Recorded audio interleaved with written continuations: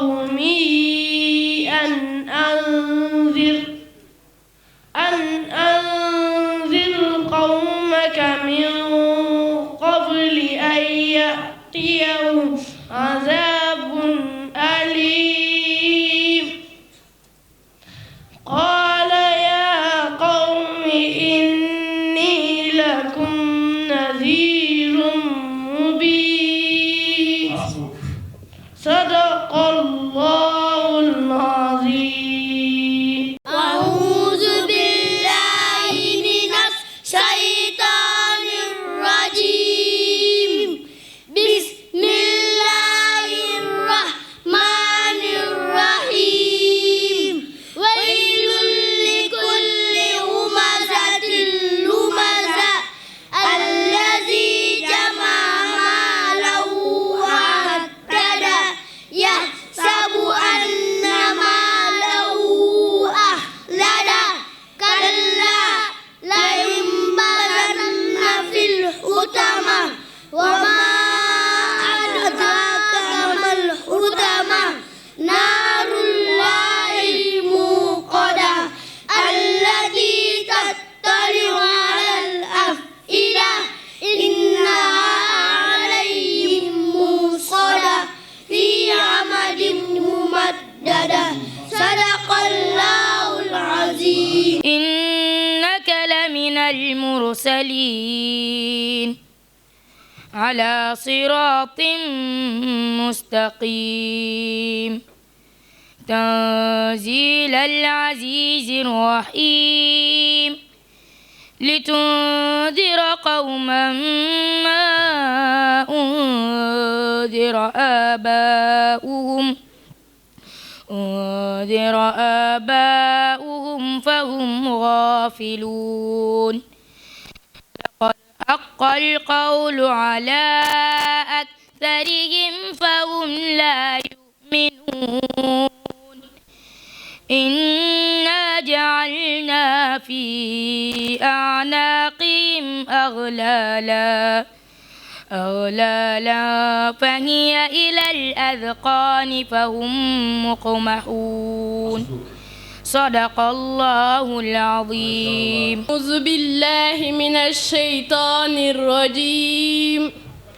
بسم الله الرحمن الرحيم. والضحى والليل إذا سجى ما ودعك ربك وما قلى وللآخرة خير لك من الأولى ولسوف يعطيك ربك فترضى ألم يجدك يتيما فآوى ووجدك ضالا فهدى ووجدك عائلا فأغنى فأما اليتيم فلا تقهر وأما السائل فلا تنهر وأما بنعمة ربك فحدث صدق الله العظيم. لو أنزلنا هذا القرآن على جبل لرأيته خاشعا متصدعا من خشية الله وتلك الأمثال نضربها للناس لعلهم يتفكرون. والله الذي لا إله إلا هو عالم الغيب والشهادة هو الرحمن الرحيم. هو الله الذي لا إله إلا هو الملك القدوس السلام المؤمن المهيمن العزيز الجبار المتكبر سبحان الله عما يشركون. يسبح له ما في السماوات والأرض وهو العزيز الحكيم. صدق الله العظيم. وإن كنتم على سفر ولم تجدوا كاتبا فرهان مقبوضة فإن أمن بعضكم بعضا فليؤد الذي اؤتمن أمانته وليتق الله ربه ولا تكتموا الشهادة ومن يكتمها فإنه آثم قلبه والله بما تعملون عليم صدق الله العظيم. أعوذ بالله من الشيطان الرجيم. لن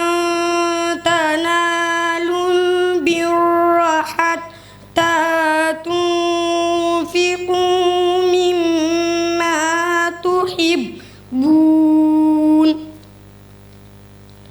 وما تنفقوا من شيء فإن الله به عليم.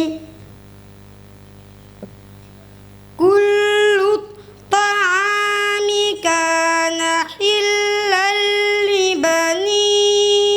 إسرائيل إلا ما حرم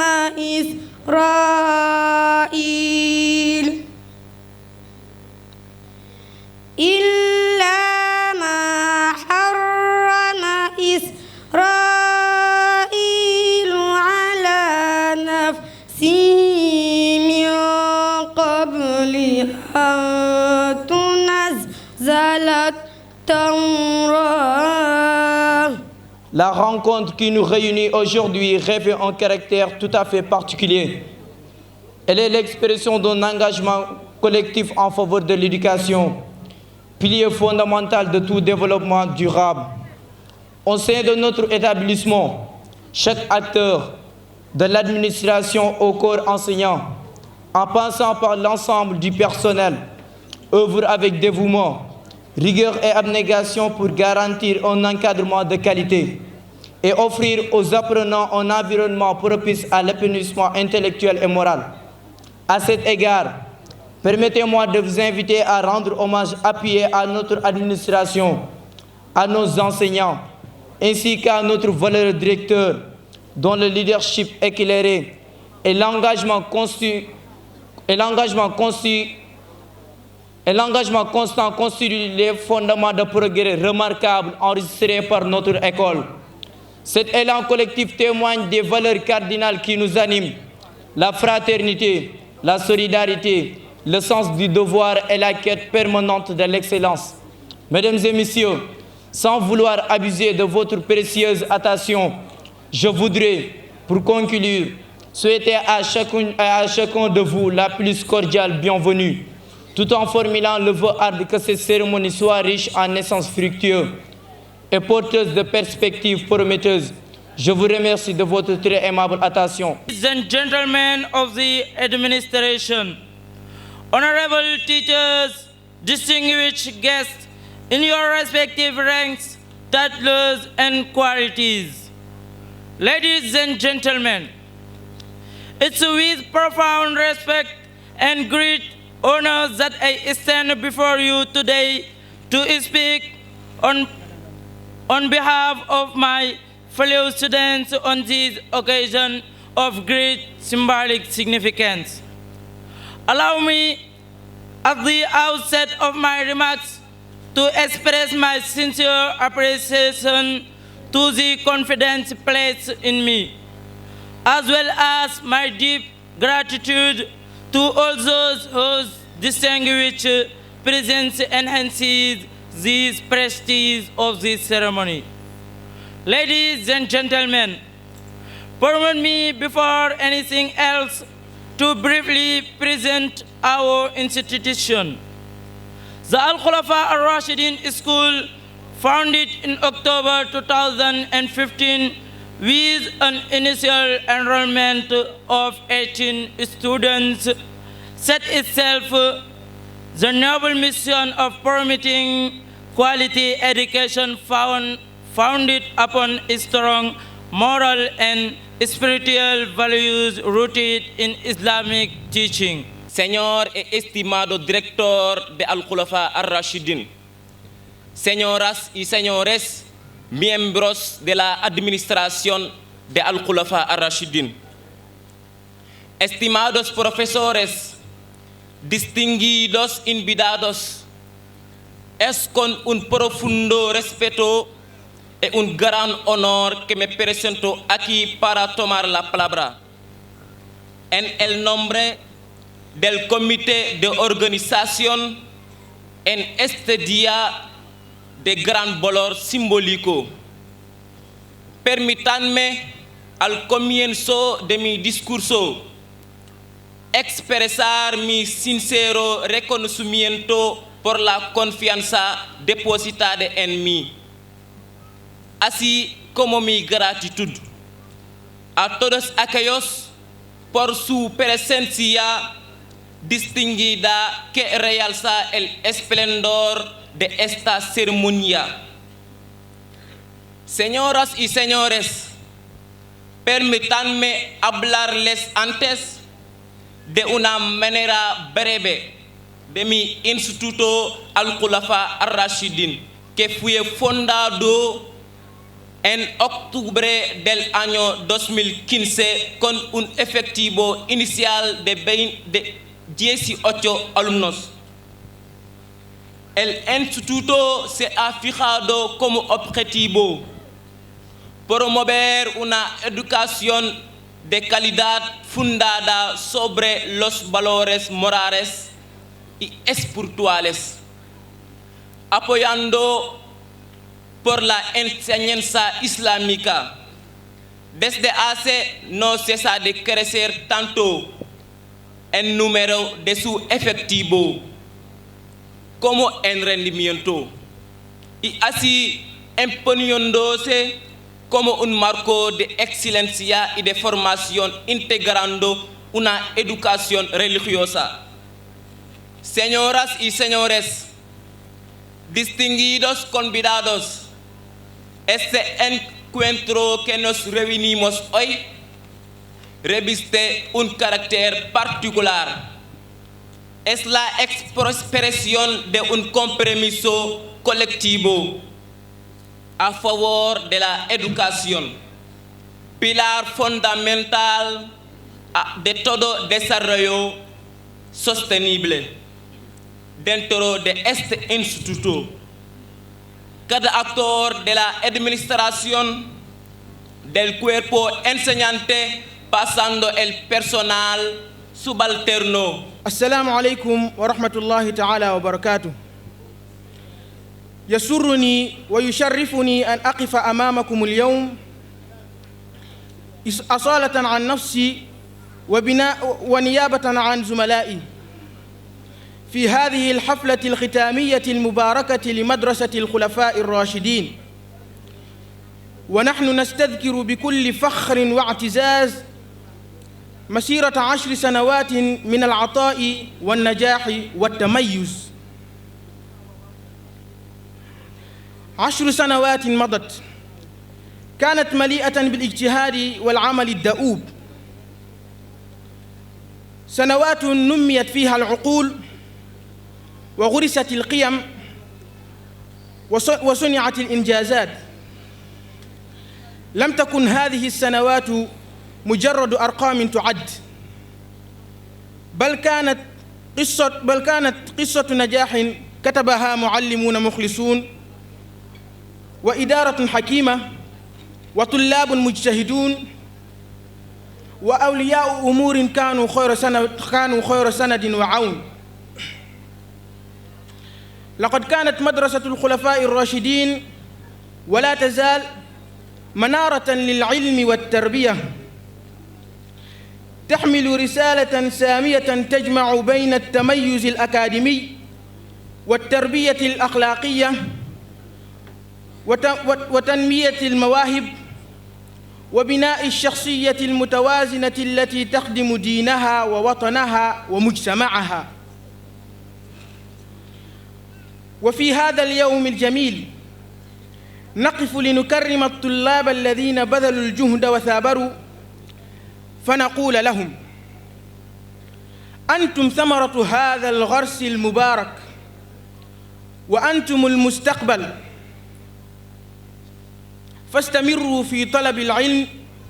وتمسكوا بالقيم واسعوا دائما نحو التفوق والنجاح. كما نتوجه بخالص الشكر والتقدير إلى الهيئة التعليمية والإدارية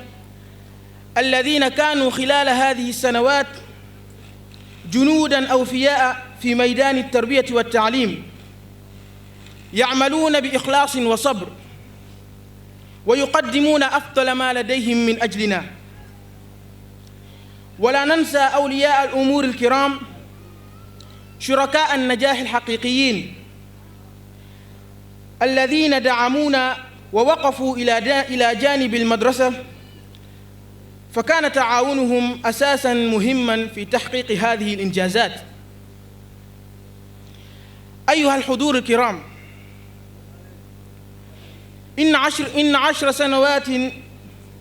عشر سنوات من النجاح ليست نهاية الطريق، بل هي بداية 10 سنوات أخرى أكثر إشراقاً وتميزاً بإذن الله تعالى. نسأل الله أن يبارك في هذه المدرسة وأن يديم عليها التقدم والنجاح وأن يوفقها لما فيه الخير والبركة. وفي الختام أبارك للجميع هذا الإنجاز العظيم وأتمنى لكم حفلا سعيدا متميزا. والسلام عليكم ورحمة الله تعالى وبركاته. bokk jullit xanaa jotul ñu bokk nangu bokk xool liggéeyu mag ñi ci suñu tool biir ci lislaam ak ndigalam. xam ngeen ne mag ñi ñooñu raw ci yàlla ak liggéey ba faw, xeex ngir dëkk fee sa kaw booleeg taxawu alquraan ba mu law. jëlal daara ji di daara alxulafaa arrachidin si njiitug sëriñ Ibrahim Khalilullahi Gaye di jàmbaar si lislaam, kenn la ci diine gi moo ngi bay toolam, yal na yàlla sàmm ko, yal na yàlla aar. don na akum jàmbaar jël fulla gu mat sëkk akum fayda jàmbaar gu mat sëkk wane ko ca kaw ba ñëpp naan cey. si liggéeyam si qur'an ak toolu gëm-gëm dundal diine yari ndawam tàggat xale yi si jàngum nasaraan ba fu ñu dem raw. ma ne daara alxulafa arrachidin li mu lay wax mooy sa kaw sa kanam dina baax. 10 ans durant lesquels cette école a su bâtir bien plus qu'un simple cadre d'apprentissage. Elle a construit des hommes, des femmes récemment, porteurs de valeurs, de savoir et d'espérance. Permettez-moi, avant tout, d'adresser mes sincères remerciements à l'administration scolaire, en particulier à M. Ibrahim Khalilullahi Gaye pour sa vision, son leadership et son engagement constant au service de l'éducation éducative. Nous saluons l'engagement, nous saluons également l'infatigable Moussa Ngom, dont le dévouement et la disponibilité témoignent chaque jour d'un amour profond pour cette noble mission qu'est l'éducation. Nos remerciements vont aussi à l'ensemble du corps professoral. Enseigner n'est pas seulement transmettre des connaissances, c'est former des consciences, éveiller des talents et préparer l'avenir. Vous accomplissez cette mission avec patience, professionnalisme et passion, et nous vous en sommes profondément reconnaissants. Aujourd'hui, en écoutant nos enfants, nous avons été émerveillés par la richesse de leurs prestations, le récital du Saint-Coran, les discours en arabe, en wolof, en anglais et en français. Cette diversité linguistique et culturelle est une véritable richesse qui reflète l'ouverture et la qualité de l'enseignement dispensé. Certes, nous notons avec affection que le pulaar et le sérère restent encore à renforcer, mais cela ouvre justement des perspectives intéressantes pour les années à venir dans la volonté de toutes nos langues nationales, pour la valorisation de toutes nos langues nationales. En tant que professeur de sciences physiques, à la retraite bien sûr, j'ai été particulièrement attentif aux démonstrations du club scientifique, les expériences réalisées sur le circuit électrique et l'oxydation des métaux ont montré non seulement le sérieux du travail pédagogique, mais aussi l'esprit scientifique que l'école cherche à développer chez les élèves. J'ai surtout apprécié l'accent mis sur les règles de sécurité, car la science doit toujours aller de pair avec la responsabilité. Dans cette dynamique, permettez-moi humblement de formuler une suggestion tournée vers l'avenir, l'introduction progressive du numérique éducatif dans vos activités scientifiques. Aujourd'hui, les simulations numériques d'expérience permettent aux élèves de mieux comprendre que certains phénomènes, de manipuler virtuellement les montages complexes et de renforcer leur curiosité scientifique. Le numérique pourrait aussi devenir un formidable levier pour enrichir davantage l'enseignement des sciences au sein de notre établissement. Chers parents, chers éducateurs, le thème de cette conférence nous invite non seulement à regarder le chemin parcouru, mais aussi à réfléchir aux perspectives futures. Les 10 prochaines années devront être celles de l'innovation, de l'excellence et de l'adaptation aux mutations du monde moderne, sans jamais perdre les valeurs spirituelles et morales qui constituent l'âme de cette école. yéen itam ngeen toog ba nekk ay borom karaw yu weex toog ba bijaaw fi toog ba nekk fi ay mag fi bay raam te yàlla jox leen carrière bu baax a baax am mujj bu rafet ñi ma war a waxal nag dañu bari ndax mu ngi déparé ci ña nga xam ne ñooy bale di setal bërëb bi ña nga xam ne ñooy toog ña nga xam ne ñooy vigile yi nga xam ne ñooy garder surveillant yi ñu ngi ci infirmier yi ñu ngi ci benn doyen mu nga ne nekk direction ñi nga xam ne ñu ngoy diriger élémentaire benn directeur buy diriger élémentaire mu nga ne borom kaala bale ñëw ci enseignants yi nga xam ne ñoo nekk élémentaire fàttewuma ustaas yi ñëw ci professeurs yi donc lii mooy ñi nga xam ne ñoom laa jiite dinaa yaatal sax ndax mbir mi moom jarul xatal dinaa ci boole maçon yi nga xam ne ñoo nekk fali di liggéey ndax tey ci si suba gis naa leen ñu sol seen bat sol seen toni jàpp ci liggéey bi kon nag ñooñu itam ci lañ bokk ba ci borom boutique bi nga xam ne sax ñu ngi fi moom aussi gis naa ko mu jàpp ci liggéey bi ñii ñëpp nag ci seen tur laay wax di leen sant di leen gërëm su ma demee ci personnel bi nag ama wax ci ñoom dina ma neex ndax dama gisul ci ñoom kenn koo xam ne jafe na fi lu ñu xeeb wala lu ñu ko xebe wala lu ñuy ñaawlu gisuma ko ci xanaa ay jàmbaar yoo xam ne dañuy góorgóorlu di liggéey di joxe seeni kemt lay kattan te boole ko ak yéene ndax kat yàgg naa fi ne laa leen depuis 2018 maa ngi fi waaye gisuma fi benn prof buy jàmbat leen wala oustaz wala ci gardien yi wala ci keneen ñoom ñëpp wax dëgg yàlla xam naa ne li ñu am fii wax dëgg yàlla ñu ngi ciy sant yàlla bu baax a baax loolee nag feeñ na ci seen liggéey bi gis ngeen ko lu neex a wane la ndax xale yi jëfe nañ ko fi waxee nañ ko fi mu mel ni personnel boobu nag maa ngi leen di ñaanal ñu gën a góorgóorlu fi ñu teg seen tànk ñu gën cee góorgóorlu gën cee taxaw gën a yokk seen liggéey ndax moom li ñu wax ne une œuvre humaine n'est jamais parfaite nit motul kon nag jëfam mënul mot waaye nag comme yoon la te waaxusil tant que ñu ngi ci yoon waaxusil du jeex dinaa continuer rek di leen ñaax fu ñu taxaw ñu taxaw foofu gën a yokk seen kéemtalaay kattan jàppaat ci liggéey bu baax a baax a baax gën ci joxe seen bopp jeex tàkk loola itam dinaa ci ñaax élèves yi ndax élèves yi aussi ci lañ ñoom ñoo waral daanaka bés bi feeñal li nga xam ni moom lañ def ci élèves yi bokk na ci li waral bés bi kon élèves yi lu métti yàggul góorgóorlu leen ngeen am jom bañ a kii andil seen parents yi ay résultats yu bon na ngeen muñ boole ci yar ak tegin ndax nag njàng nag ak yar li moo ànd damay leen di faral di wax ne dafa mel ni suñu tànk camoon ak suñu tànk ndeyjoor ñaar yépp la ñu soxla doxe nit ki dina am yar ba pare teg ci xam-xam bi ñu door a mën am yaakaar ne dina nekk citoyen bu baax bu lii amee nag ci personnel bi dafa mel ni dégg naa wolof yi di wax ne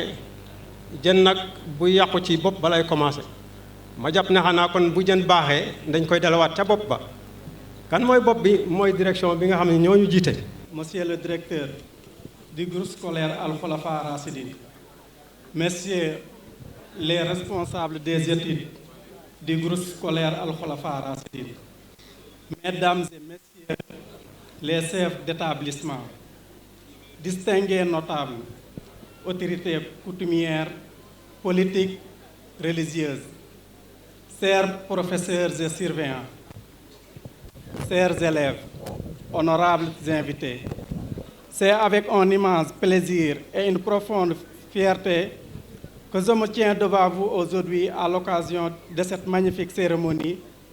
pour fêter les 10 ans d'existence du groupe scolaire Al Khoulafa Rassidine. En effet, la cérémonie qui nous réunit aujourd'hui est d'une importance singulière puisqu'il s'agit de célébrer la vie d'une institution qui, depuis sa création, ne cesse de contribuer à l'éducation et à la formation des enfants qui constituent l'avenir de notre chère nation. C'est pourquoi le thème choisi à l'occasion de cette journée mémorable n'est pas fortuit. 10 ans d'existence, parcours et perspectives. Il faut rappeler que l'éducation est un pilier fondamental de la construction de l'identité nationale, agissant comme un agent de socialisation qui transmet des valeurs, une histoire, une langue, des symboles communs. Elle valorise le sentiment d'appartenance à une communauté, façonnant la conscience nationale et l'unité.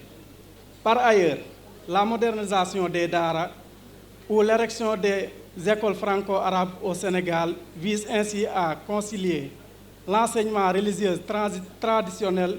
avec les impératifs de scolarisation moderne. Le parcours des établissements scolaires au Sénégal s'oriente de plus en plus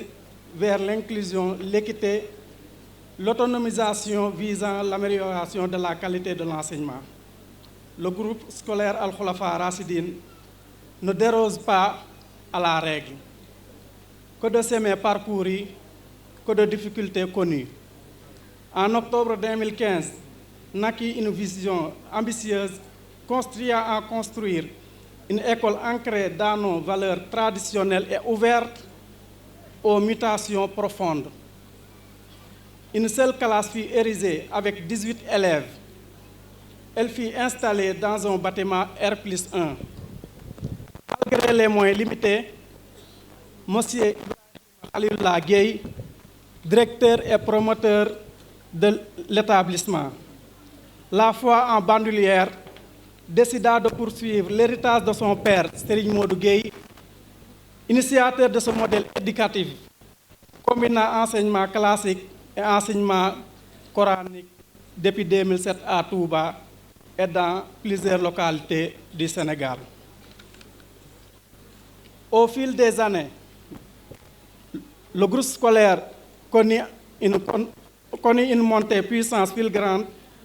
et prit le statut d'un véritable complexe éducatif moderne. Aujourd'hui, il compte 5 bâtiments et une mosquée, symbole de l'importance accordée à l'éducation religieuse et morale. Le complexe est équipé d'une salle informatique, d'une infirmerie, de salles de classe modernes ainsi que des logements destinés à l'encadrement et au fonctionnement de l'établissement. Avec un effectif avoisinant les 500 élèves, l'école accueille aujourd'hui des apprenants répartis entre l'enseignement coranique, le cycle élémentaire et le cycle moyen secondaire du programme classique du ministère de l'Éducation nationale. Tout compte fait, une éducation de qualité ne se mesure pas seulement à l'une des infrastructures, mais surtout des performances et aux résultats académiques. Grâce à un management responsable et inclusif, à un corps professoral compétent et dévoué. Notre école reste toujours dans le classement des meilleures écoles au niveau de l'IEF de Sangalkam. Dans sa phase embryonnaire jusqu'à sa montée en puissance, le groupe scolaire Al-Khulafa Rasidine ne cesse de faire des émules par son modèle éducatif efficient fondé sur une belle jonction entre la spiritualité et la modernité. Le savoir, le savoir-faire, le savoir-être, excellence académique et vertu. Beaucoup d'élèves formés par notre complexe éducatif font notre fierté à l'image de El Hazi Dramé, un pur produit du groupe scolaire Al-Khulafa Rasidine,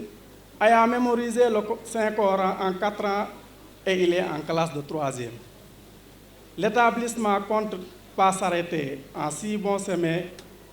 des perspectives dessinant le rayonnement de notre système éducatif et un capital humain proactif, dépositaire d'un développement durable. En effet, notre directeur Ibrahim Khalilullah Gueye, un visionnaire, un mécène et un infatigable travailleur, entend avec toute son équipe qui l'accompagne construire une crèche, un préscolaire, les cycles élémentaires, moyens et secondaires, sous le format externe, un centre de formation professionnelle, un complexe sportif et culturel et un internat pour les filles constituent les projets novateurs devant faire de notre groupe scolaire imposant centre d'excellence au Sénégal comme dans le monde. Notre vision et notre ambition cherchent à placer l'élève au centre du système éducatif, à le préparer à la citoyenneté et à l'emploi, à renforcer les programmes en numérique, en sciences, etc. Investir dans l'éducation, c'est préparer la prospérité et la souveraineté du Sénégal de demain. Aux élèves, nous exhortons au travail, à la foi, à la discipline et à la vertu. La nation compte sur vous et vous ne devez point la décevoir. ci jataay wi kilifa yu màgg teew ci du ñàkk tudd leen ak beral leen seenu nuyoo muy sunu waajur bu tedd bi muy Serigne Modou Gueye ñuy ñaan sunu boroom gën a yokk fan wi may ko ak wér bu baax a baax ba lépp lu mu yéene naal ko ci lislaam rek mu àggale ko naka noonu tamit waa IEF bi fi teew tamit ñu ngi leen di nuyu ci njiital Serigne Mbaxe Thiam ak ñeneen dañuy bañ di lim tur yi di juum ginnaaw Serigne Modou Gueye mi nga xamee ne mën nañu wax ne li mu jihaad ci yoonu lislaam yeeyoo na saa su nekk ñu koy delloo njukkal moom mi nga xamee ne mën nañu wax depuis bi mu ci nekkee rek bu dee ci Parcelles Assainies mën nañu wax depuis 1980 ba tey mi ngi ci mu doon koo xamee ne ñëw na fekk jàngub Alxuraan ñu ko daan def ci at yu baree bari mu fexe ba minimiser ko ci 3 ans wala ci 4 ans te teewul élève bi day génn man Alxuraan bu baax a baax naka noonu tamit mu toftal ci yeneen programme yoo xamee ne intensive lay doon ci élève bi jàng ci buñ xoolee ci étape élémentaire mu koy def 3 ans bu dee ci collège bi mu koy def 2 ans kon loolu ak njàmbaarte gu rëy la empreinte la yoo xamee ne kenn du ko mës a fàtte fii ci Sénégal rawatina ñi nga xamee ne mos nañ ko xam ko jàng nañ fi ba génnee fi kon dañ koy sant ñun ñii di ay doomam ak famille bi yépp amun ak payam wax dëgg yàlla biñ commencé jël yoonam di ci jéem a aw ciy tànkam ci lañ xam ne lim daj metti na trop trop trop teewul ba tey mi ngi ci kon dañ li ñuy ñaan suñu borom gën koo dëgëral bu baax a baax naka noonu tamit Seyd Ibrahima Gueye mii di suñu mag moom it gàcce ngaalaama jël na yoonam yi nga xamee ne gis na ni njariñ li ëpp solo ci doomu aadama muy fexe ba bokk ci ñi nga xamee ne dañuy dégle lu baax di tere safaanu comme suñu borom tabaraka wa taala ni mu ko waxee waltakum minkum ummatun yad'una ila al xayri wa ya'muruna bil ma'rufi wa yanhawna anil munkar mooy na nekk ci yéen benn mbooloo boo xamee ne dina aw ci yoon wi nga xamee ne moom la yonent bi sallallahu alayhi wa sallam nekkoon ak nit ñu baax ñi naka noonu tamit ni mu fexee ba créer établissement bi nga xamee ne mi ngi ko jëlee ci waajuram bu tedd bi loolu kon moom mooy fondateur bi muy Serigne Modou Gueye kenn ku nekk nga xamee ne bépp tànk bu mu ci jéego rek moom day mel ne yaa ngi koy versel ci kontam ni ko yonent bi sallallahu alayhi wa sallam waxee man sanna sunnatan xasanatan fa lahu ajruha wa ajru man amila biha ila yawmi alqiyamati kon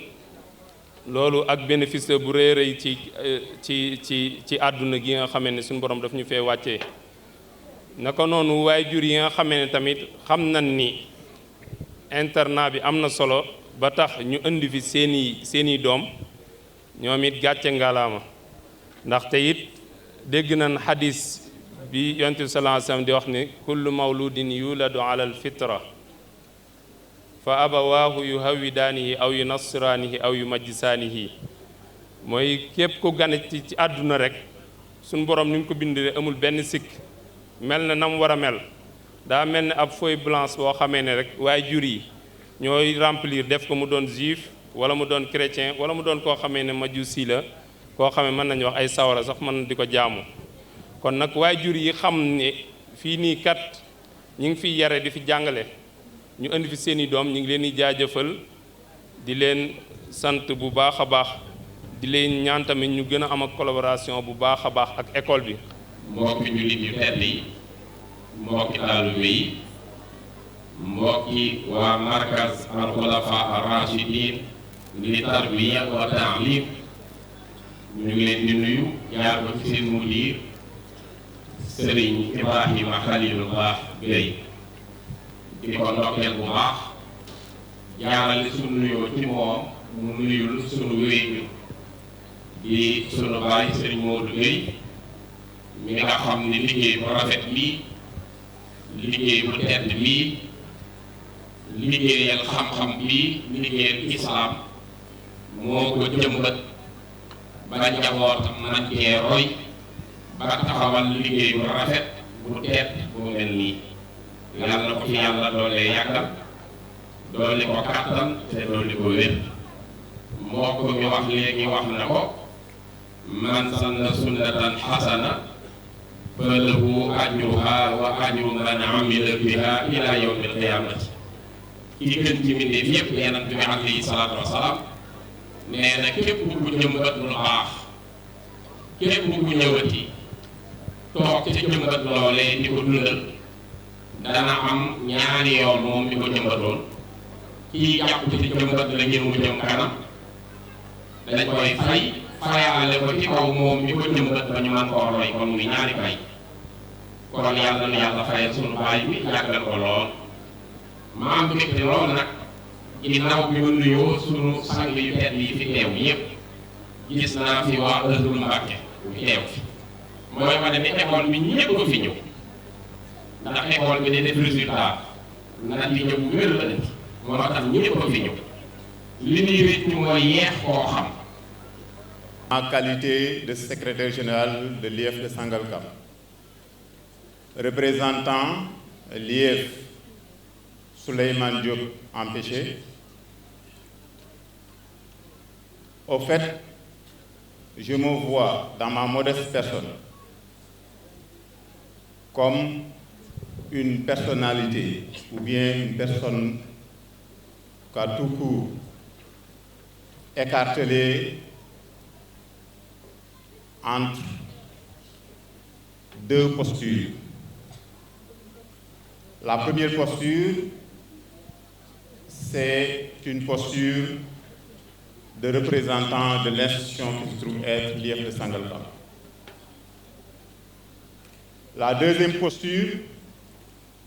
c'est que je suis dans ma famille, je suis en terrain connu. Donc mon discours ne saurait être et se résumer simplement à un discours qui se limiterait au message de l'IEF que je dois délivrer. En soi, disons que l'IEF en soi représente l'IA, Madame Pendeba de Rufisque, qui représente le ministère de l'Éducation nationale. Et qui dit ministère de l'Éducation nationale ne peut pas ne pas parler des instructions présidentielles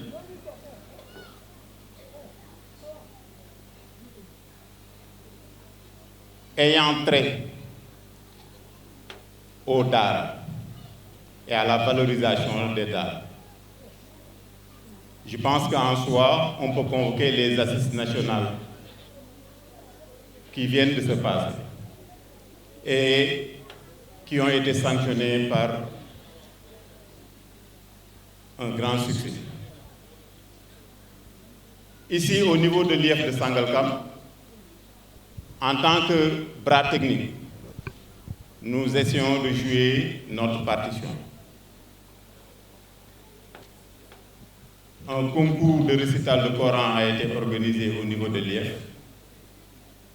et dans chaque commune, il y a des lauréats qui ont été primés.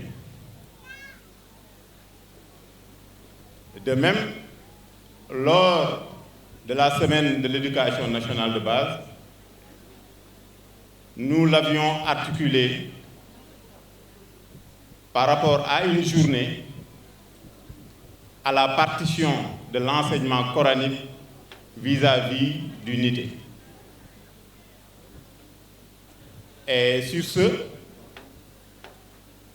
ce n'est pas moi en tout cas en tant que secrétaire général de l'IEF de Sangalkam qui avait fait le choix,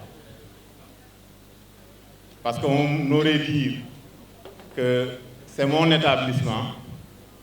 mais c'est l'inspecteur lui-même en langue arabe, inspecteur Silla, qui a eu à choisir Al-Khulafa al-Rashidin pour aboutir la journée de la semaine de base dédiée au Dara. بسم الله الرحمن الرحيم الحمد لله رب العالمين القائل في محكم تنزيله قل بفضل الله وبرحمته فبذلك فليفرحوا هو خير مما يجمعون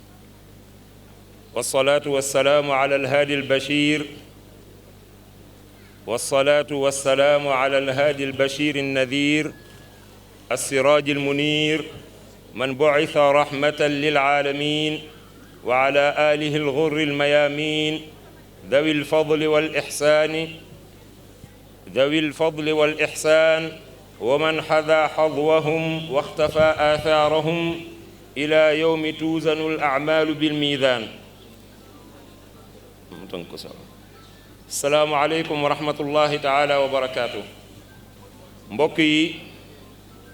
ñi ngi leen di nuyu te di leen ziyaar. xataayu waxtu bi tax na discours arabe bi mën naa ñàkk ngir ñu mën a tënk.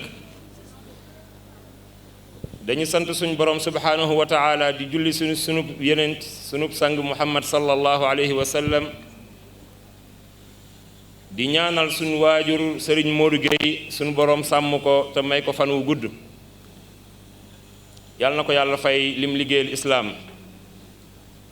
di ñaanal suñu waajur bu jigéen yàlla na ko suñu borom yokk yërmande xaaree ko al jannatul firdaws di sant mbooloo mi yépp sant goo xam ni am na fu mu commencé wante amul fuñ ko mën a yamale sunu waajur mënuñu koo sant moo tax dañuy yem ci foofu rek dañuy yem ci foofu di sant bu baax a baax famille bi yépp góor ak jigéen mag ak ndaw di sant sunuy yaay soxna Awalo soxna Fari Diouf di sant sunu mag Cheikh Gueye di sant Hamdi Moustapha di sant Abou Bakrin di sant sëñ Saaliwu sëñ Chouaïbou sëñ Murtada ñépp rek da bu ma limee sax mën naa juum jigéen ñi it naka noonu ñoom ñépp ñu ngi leen di nuyu di leen sant di leen gërëm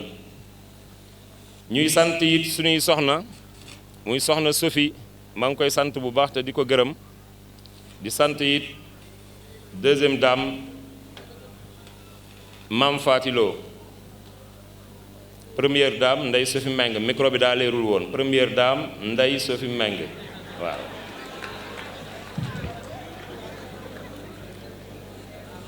man ñaar laa yor xaw ma na ku yor benn mbokk yi ñi ngi leen di nuyu di leen sant di leen gërëm ci wuyu ci bii ngeen ñu wuyu woote ñu wuyu la kat dafa yombul te dañoo xamul allo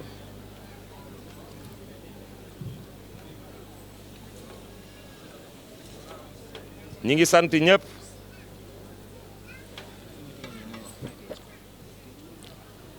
ñi ngi sant ñépp di gërëm ñépp ñi fi teew suñu mënoon a tudd tur yépp ñépp lañu tudd wante bu ñu santee suñu waajur sant nañ ñi mu dendal ñépp teg ci Baye Amdi Sey teg ci Serigne Talla Ndiaye di sant bu baax a baax Serigne Abdou Samad Mbacké Serigne Mamor Mbacké soxna Astu Mbacké soxna Rama Mbacké ak ñi fi teew ñépp ci ay kilifa Serigne Moustapha Mbacké kooku duma ko sant dama koy gërëm ba faw sama nitu démb la di sant it ñi nga xamante ni si ñëw nañ fi tañ bokkoon nekk extérieur man ak ñoom moo xam ñi ma nekkal ndaloon Maroc la ci ay jamono doon jàng moo xam ñi ma nekk ndaloon Égypte bokkoon ak ñoom jàng di ci jiital ñu mel ni Mohamed Diaw al imam Habib Gueye Jibril Lo ak ñu ni mel ñépp rek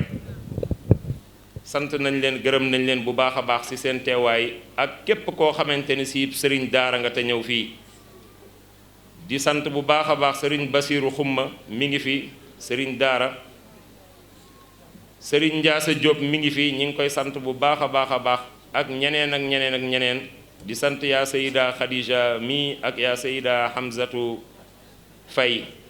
ak ñépp rek sant nañ képp ku teew ci bâche bi muy góor muy jigéen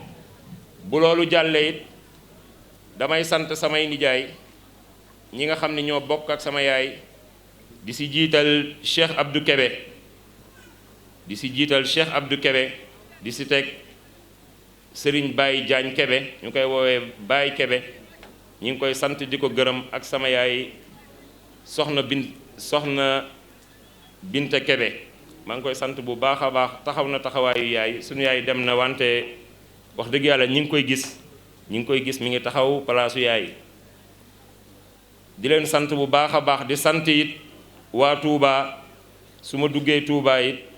damay sant waa kër sëñ Xalifa Lo di leen sant bu baax a baax di teg cant gi yépp ci loxo soxna Binta Lo ak sëñ Cheikhouna mi nga xamante ne si ñëw na fi depuis ci suba teel ba léegi di leen sant ñoom ñépp mu tegal ma sant gi ci loxo sëñ Xalifa ak sëñ Fallou Lo ak képp ko fa nekk rek bu loolu jàllee nag su ma fàttewul dañuy sant dëkkandoo yi it dañ leen sant bu baax a baax te di leen jéggalu saa su ne ndax yor mbooloo mu toll nii ñuy nekk ci bâtiment yi 4e étage la ñuy nekk des fois bu ñuy reer coow li ni muy bëree da ngay dox ci mbedd mi di ko dégg kon yooyu yëpp dañ leen ciy jéggalu ak fajar gi ni muy mel moom doy na waar bruit bi am fii ci alxuraan ji jolli moom dafa yéeme mais ngeen jéggal ñu ko rek te xam ni day defar rek mais du yàqal kenn dara ndax barke képp la fiy yokk biñ fi dëkkee ba léegi kunun yaakaar nañ ni gis nañ ni yokkute rek la am amul tànki ginnaaw kon dëkkandoo yi dañ leen sant yéen ñëpp damay bañ a lim bu ma limee mën naa juum maa ngi leen di sant di leen gërëm si turu école bi yépp su loolu jàllee nag damay sant nag sama famille bi mooy école bi Markaz Khulafa Rachidine école franco-arabe al Khulafa Rachidine sant goo xamante ni si am na fu mu commencé wante amul fu mu yem di jiital si sant gi adjoint Moussa Ngom di si teg al oustaz Seydina Mohamed Diop nga xam ni moom ñoo jàngandoo Égypte donte moo ma njëkk a génn moom moo ma rawee woon 1 an ndax man dama jógee Maroc rek dem Égypte te bi ma demee dama defaat bac avant may am licence moom fekk na ñibbisi na mais boobu ba léegi ñuy ànd moom mi ngi ci direction bi ak man ak adjoint Moussa Ngom ma jël seeni sant ak seeni nuyoo yépp di ko jox personnel bi yépp école bi ngeen gis duma jaaraat ci 10 ans yi ndax jaar nañ fi temps bi dafa gàtt wante xam leen ni 71 personnes ñi ngi yeewoo ci école bi ci personnel bu fiy liggéeyee ñenn ñi bu ñu fi yeewoowul tamit ñi ngi yeewoo feneen di fi xëy si te muy prof yi nga xamante ne si ñi ngi jàngale ci collège bi ak ci lycée bi mais bu dee ñi fi nekk rek 50 wala lu ko jege mat nañ ko ñi nga xam ne fi la ñuy yeewoo kon 71 personnes ñoo fi xëyee loolu yaakaar naa ni contribution la bu am solo ci dëkk boo ko fa commencé ñuy ñaan yàlla mu continuer dem ba 1000 loolu mooy suñu mébét ñi ngi sant bu baax a baax tamit jàngalekat yi résultat bi fu mu mën a toll jàngalekat yi la am nañ ci part bu mag a mag boo xam ne mënuñu koo dindi ci ñoom commencé ko ci élémentaire commencé ko ci monsieur Thiam macha allah ñu ngi koy sant di ko gërëm sant leen ñoom ñépp waa élémentaire boo ñëwee ci collège bi it noonu nañ leen di santé di ko teg ci loxo doyen monsieur Diouf mu joxal ñu ko collège bi yépp naka noonu it ñoom monsieur Kama ñu joxal ñu ko lycée bi yépp te xam ne sant nañ leen gërëm nañ leen di beral cant nag waa alquran coow li tey jii ñoom la ndax ñun bi ñuy préparé conférence dama leen a wax ni li am ba am mooy conférence bii moom 60% yi dañu koy jagleel alquran waa alquran ñoo koy moom li ci des nag mën naa nekk français yi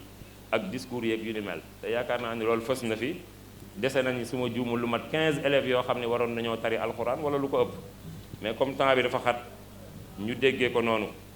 sant nañ leen bu baax a baax yéen waa alquran di ci jiital cant gi oustaz Ahmed Lo mi doon laaj xale yi ñuy tay ndax sëñ Fallou ma la ngeen di gis moo ko jàngal te ci loxoom la mokkale alquran te du ko wax fenn mais moo ko jàngal ba mu mokkal alquranul karim sëñ Fallou mii nag sëñ Fallou Dramé mii bi muy ñëw alif ba jiim daal la commencé mokkal na fi alquran depuis 2015 ak léegi mokkal na fi alquranul karim jàng na fi CI am na fi certificat ren jii lay def BFEM te boo demee ci buntu école bi tableau d'honneur bi ngay gis foofu moom mii mi ngi ci moyenne 18 lay am 17 te moom mii waajuram léegi mën naa toog 6 mois du fi teg tànkam kon lu ma jublu ci loolu mooy xale bu am jom la kon parents yi nga xamante ni ci it ñëw bu bari gi ngeen yaakaar ni mooy tax xale bi jàng du loolu taxul xale bi jàng ngeen bàyyi ko xel bu baax a baax ñu koy ñaanal tànki kanam moom ñu nag moom incha allah ba bac bu neexee yàlla produit école bi lañu bëgg mu doon ko pur et dur bu loolu jàllee oustaz Lo joxal ma tant bi waa alquran ñépp di sant nag surveillant yi di ci jiital monsieur Faye wax dëgg yàlla mënuma leen tudd ñoom ñëpp ndax ñoom tamit su ma juumul jege nañ 10 waaw kon jàpp leen ni sant naa leen bu baax a baax gërëm naa leen ci turu école bi ci turu direction bi sant nañ leen ba fu sant mënta weesu wax dëgg yàlla di sant it bu baax a baax ñiy nettoyé muy équipe bu Boubacar bi ñoom it xawma 8 lañ wala 10 ci bâtiment yëpp boo calculer li ñu fa doon mat nañ 8 wala 10 kon Boubacar jëlal cant gi ak nuyoo gi nga joxal ma ko sa équipe bi yépp xam ni sant nañ leen gërëm nañ leen liggéey bi rafet na su loolu jàllee it waa waañ bi kenn du ñoom sax la ñu waroon a jiital ndax sans waañ bi moom mënoo fee nekk xanaa externat ngay def kon waa waañ bi ñooy lépp waa waañ bi moom kooku madame Guèye fa nekk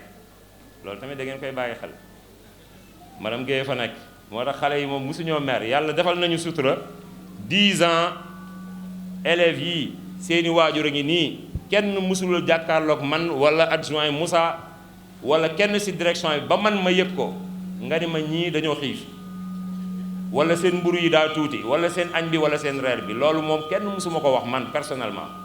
te adjoint mii dama koy laaj fu ma toll est-ce que amul ñuy jàmbat est-ce que doo laaj xale yi est-ce que nangam mais mosuñu koo dégg ñun bu dee am na ci kenn ci yéen na yëkkati ni man mii kat mas naa ko dund wala sama doom mas na ko dund wala yéen élèves yi ngeen seede yéen li ngeen di ndekkee ak di ko añee di ko reeree baax na wala baaxul bu baaxul rek wax leen barki démb da ngeen maa koj fii ni ma nañu yokkaat ceeb bi man leen bu ñu ko yokkee daf fiy des nag yi dañ fiy bari ngeen ni ma dañ koy yokkaat bañ yokkaatee mi ngi desaat ba léegi kon duñ ko yokkaat yàq baaxul ah wala tusrifu laa leen waxoon ni leen yàlla moom la ñuy wax yàq baaxul bu leen yàq kon bu ñu santee ñooñu sant nañ tamit sécurité bi ñëpp ndax sécurité bi ba guddi gi bâtiment bu mag collège bi am nañ koo xam ni moo fay fanaan ba fajar loolu day sécuriser biir bâtiment bi